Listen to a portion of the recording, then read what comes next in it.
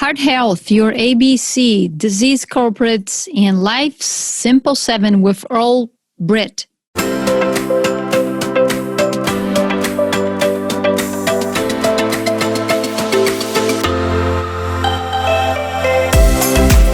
Welcome to Be Fab, Be You Made Simple, your daily dose of inspiration designed to help you reinvent yourself by optimizing your body and mind.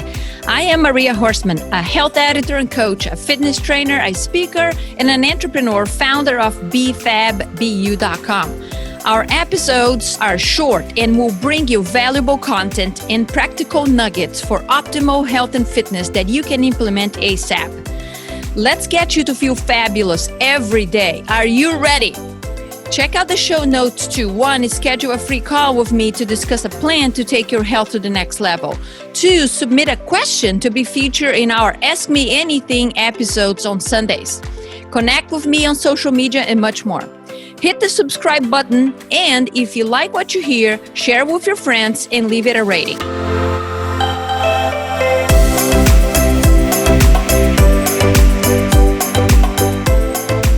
Heart Health, your ABC, Disease Culprits, and Life Simple 7 with Earl Britt.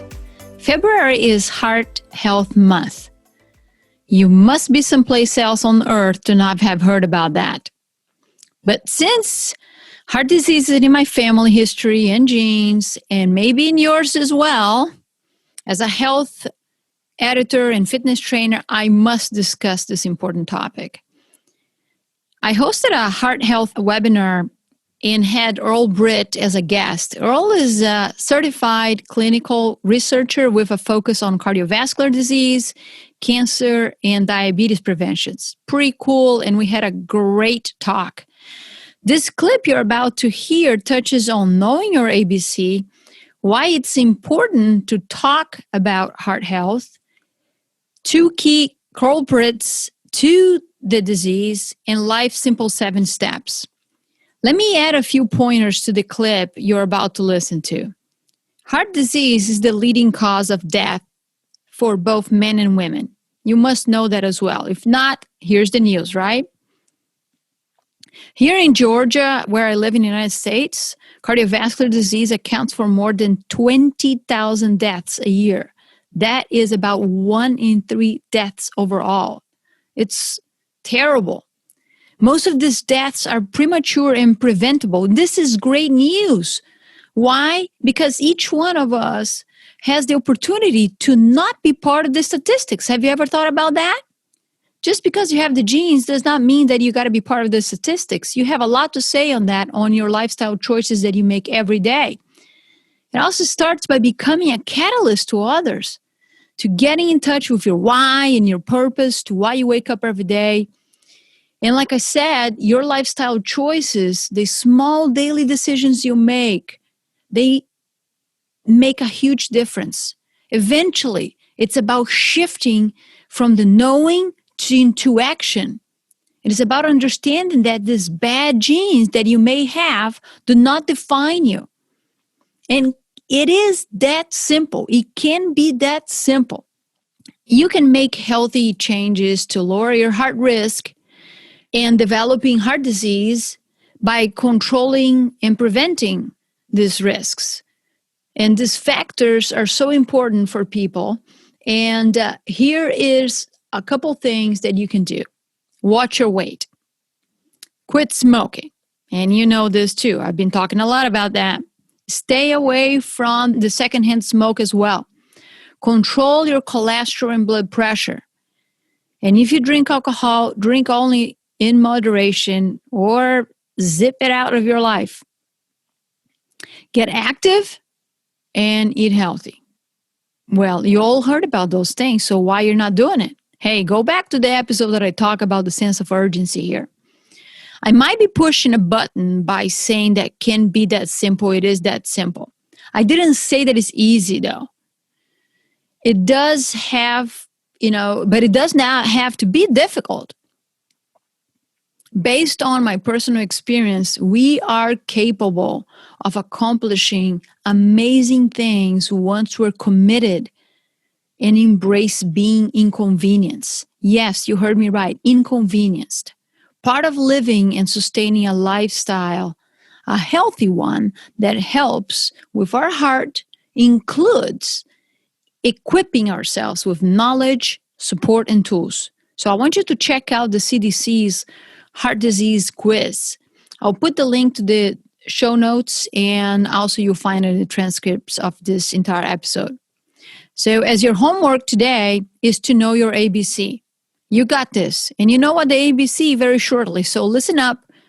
And when you're ready to achieve better health, establish a plan, implement this plan, and celebrate your successes, let's do it together. Schedule a complimentary call, cost you nothing.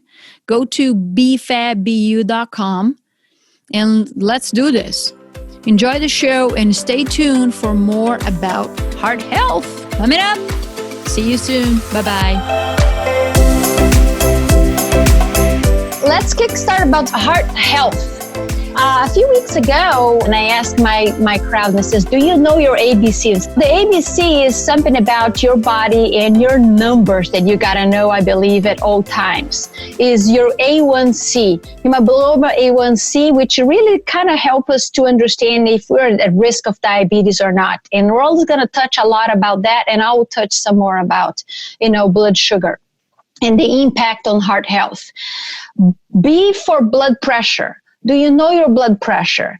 Do you actually measure this at home or only when you go to your doctor visit? A blood pressure cuff is not too expensive, and especially if you're at a certain risk, this is something that you got to consistently do and keep track of it. And C is your cholesterol numbers. Not only the total cholesterol, but your LDL, your HDL, triglycerides, and so on. So do you have a family history? So these are things that I would say that is our personal responsibilities, your personal responsibility to know at all times. Because this is saying, I know where I'm going, I know where I'm at, and then you can go forward. So, Earl, I would love for you to take a minute to introduce yourself and also to kick us off into some of the heart risks. First and foremost, my name's Earl Britt Jr. I'm certified clinical research professional. My father's a cardiologist, and so at a very early age, I learned the importance of the heart and the joy you have in taking care of people with any kind of heart disease or family history. We'd always like to start off with the medical disclaimer that this is a discussion for information and education purposes.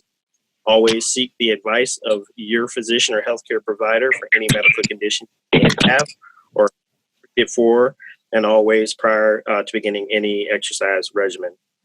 For me personally, my passion is in cardiovascular disease with the comorbidities of diabetes and obesity.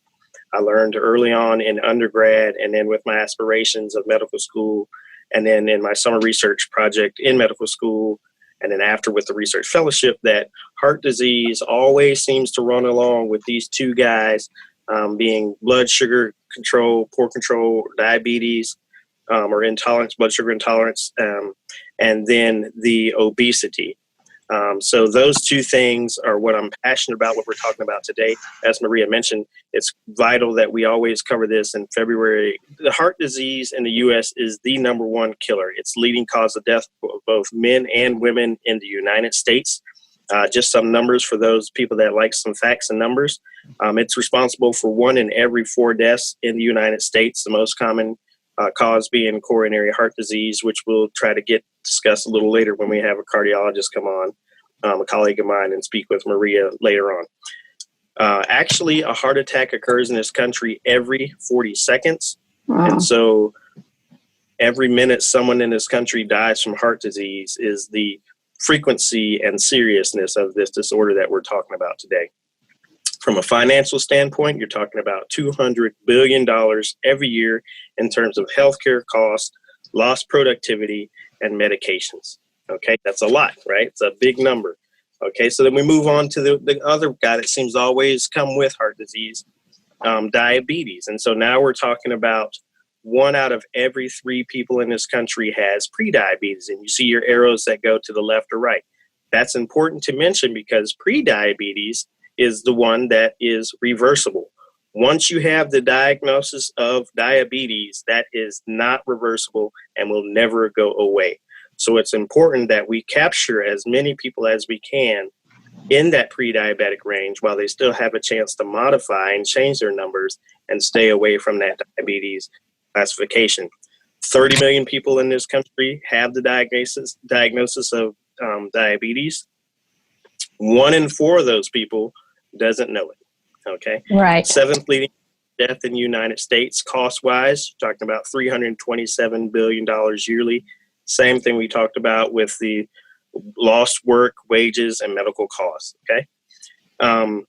The last one we talk about is from an adult standpoint. In this country, obesity affects over 40% of America. That's 93.3 million people in the United States that are affected with obesity. So we know that epidemic was noted a few years back, and this is why it's very prevalent, affecting us with a cost of $147 billion as estimated in 2008. So we're far beyond that now, being in 2019. These results, as you see indicated in the bottom right corner, come from the Center of Disease and Control, the CDC. Okay, so then we move on to where we were here as a country. Why is this important? And ask ourselves, what is it that we can do? So again, focusing first on the bottom right corner, your resource is going to be the American Heart Association that's in your community or your neighborhood, or your healthcare provider that has access to this material. The reason why we're doing it for life. Every 40 seconds, somebody has a heart attack. Heart disease is the #1 killer of all men and women. So we're doing these things that we're being asked to do, these 7 simple things, because we want to have life and quality of life more abundantly. Let me say this, if I may interrupt. The resources in the American Heart Association website are incredible. You know, we talk about pre-diabetes, and it's, you know, as you mentioned, and then we're going to discuss a little bit more on the sugar intake. But the American Heart Association is one of the most conservative organizations out there, talking about the added sugar. You know, they recommend a certain amount of added sugar that is much more conservative than all the other organizations, you know, out there. They continue to evolve and take measures to bring this to the front. And I definitely encourage the viewer over here to go to the website. There is so much information, you know, we can learn and share. But anyway, go on, Earl, tell us about the Life Simple 7 a little bit. Okay, so the Life Simple 7, all things that more likely we've all heard before. The first 3, just like Maria mentioned, the importance of the ABCs. So manage blood pressure, there's the B for the blood pressure, control your cholesterol, the C for cholesterol, and then reduce blood sugar. And so the interesting thing is here, there was a change in the diagnosis of how we classify blood sugar by the use of A1C. And so that's important because we used to do the snapshot, the fasting blood sugar, tell you what your blood sugar is now. With the A1C, we've got the whole 3-month or 90-day period, the duration of the red blood cell. That gives us a very good window of what's been going on with the blood sugar in total. Okay. So we now have a very clear window that change in time period versus a snapshot single measurement that gives us a lot more information as we look into controlling it. So remember, when you're looking at your blood sugar, you want to try to give yourself at least 90 days with any changes that you make before you get your blood work done, so you can truly see the effect of the changes that you've made in your blood panel. Okay, and so the other ones, we see other lifestyle modifiers. Be active. We've heard that time and time again. Eat better, got to make better food choices, need to actually eat. We have a lot of people that go throughout the day eating and kind of bog down the machinery, but Marie can go into that a lot better about how to effectively and efficiently fast intermittently. There is a difference between just not ever eating and doing intermittent fasting, and she is a guru on that in combinations with the training that we all need to be mindful of if you start an exercise regimen and fasting. And then, of course, to stop smoking. We've heard that for many, many times. Smoking is hazardous to your health. And there's many reasons why. So when we look at these things, and we've heard these things, and like Maria mentioned, in today's society where we are just inundated with information, the education component of it is a lot different. Yeah. It's not that somebody has to go to a doctor or go to someone, highly educated or well off, or, buy the Britannica encyclopedia set to understand these. They are readily available on smart devices. Most of the community centers, places like that, or places that come out to the community, will now give you the information on these diseases. So the exposure and the education component has increased. But like Maria said, we're just inundated with information and have stalled, where we should have gone from the information, shifted, and then now move into the action. We've stalled. And so the whole purpose of this talk is to reflect and remind us of the information as we hold each other accountable and mount up this effort to shift into action. What I notice, and you probably too, is, everybody, all those things on the screen, they're kind of common sense, right? Yes, some individuals, and depending on their income level, they are still not fully aware of the importance of this, and not fully aware of how to get access to this information. But most of the people listening to this webinar over here, they have information. They have access to the information. They have the smartphone. They have the computers. They have access to a doctor, right? What is missing? What is missing? I really encourage you guys, to grab that tracker that I built. It's really like, let's evaluate. Let's really evaluate, where do I stand today, from a cardiovascular health to your weight, which we're talking about obesity over here a little bit, right? And obviously that is categorized by your BMI, is not only weight, but also your weight and height and so on. And, your physical activity, all those things. And it says, what can I do today? Our goal over here with this talk is for you to say, okay, you know what? I'm going to take one action. If it is one action out of all those things we're kind of reminding you, we're going to give you some recommendations and share experiences. If you take one, that one can be so indispensable. And smoking it's a characteristic of not loving yourself. It's hard to believe that somebody, say that they love him or herself when they're destroying themselves on a daily basis. This is the most destructive habit that we have. And this is, obviously an addiction. Just like I was very addicted to sugar, I understand what addiction is very, very, very well. This is another addiction. Earl, how do you see the smoking from the patients that you see, from the studies that you do, and then its effect on the heart and health in general? I think you made two very good points. The first thing being that we don't love ourselves enough. It's very, almost kind of pointed. We talk about heart health in the same month as Valentine's Day. Yeah. And we spent so much energy and effort to show our loved one or others that we love them. We need to start asking ourselves, how much time do we really spend, if any, loving ourselves? Because yes, sir. These are choices we make on a daily basis. And like the first slide showed us, none of us are excluded. Right. Nobody's around devoid of any of these occurrences and risk factors. These are all things that we control. And so when it comes down to the smoking, there is just no good way to put it. Maria's making reference to what we're talking about here with heart health, but I also, myself with Raj, who's on, we've done research in the cancer community, and it's literally just a multiplier. Mm-hmm. So you look at, you're driving down the highway going to work, and you look up and you see the billboard and it's got, the lotto number. you think of that multiplier, you want to hit it big, but the multiplier lets you hit it really, really big. Smoking is the same thing in the opposite direction. If you want to lose big, this is a surefire way to do it, because you're talking about multiplying your risk upwards of 8 to 10 times worse than someone who does not smoke. Doesn't matter what you're talking. We're talking about diabetes. 8 to 10 times. Yeah, increases your risk. Heart disease increases your risk. Cancer increases your risk.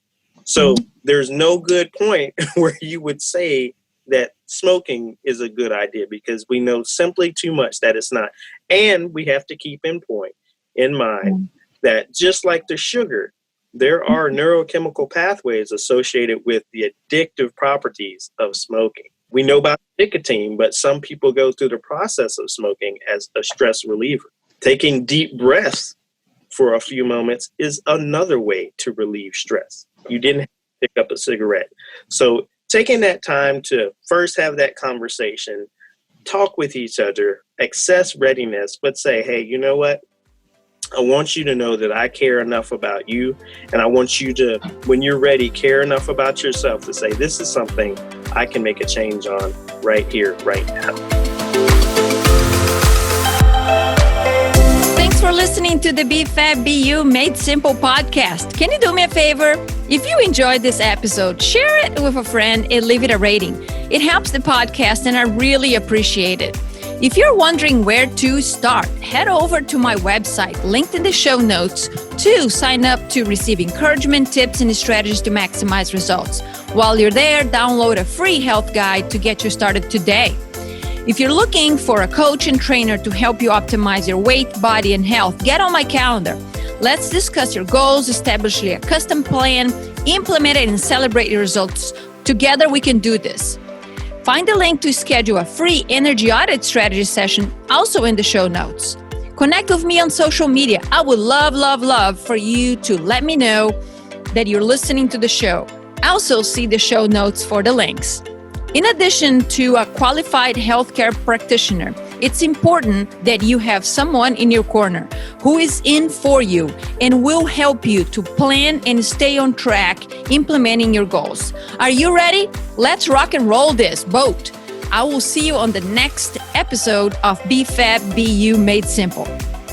Just a reminder that this podcast is for educational purposes only.